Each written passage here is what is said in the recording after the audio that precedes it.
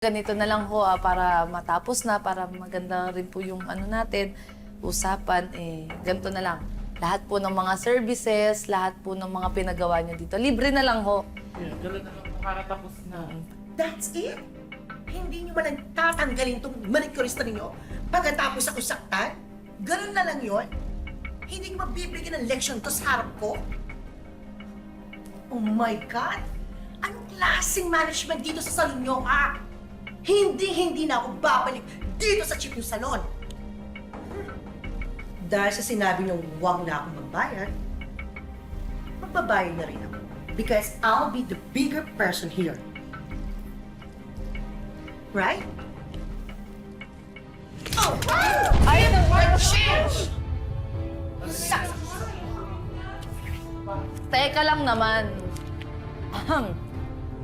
Ba't naman ho kayo nang babato sa mukha ng pera? Mali ho yun kasi.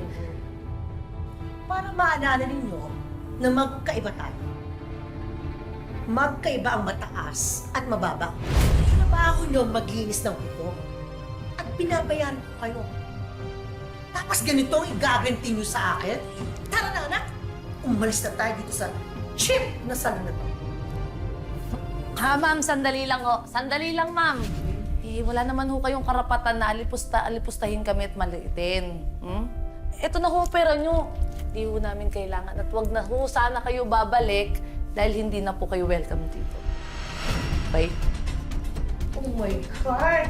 Ibang klase ka talaga. Ang tato mo talaga mong babae. Ka! Ay, nako. Madam, paspas ka. Ko, paspas! Alam mo, ikaw pikon na ako sa'yo. Sandali lang, ha? Apple pie. Pikon na ako sa'yo. Ito bagay sa'yo. Ano? Oh my God! Yan ang nababagay sa'yo!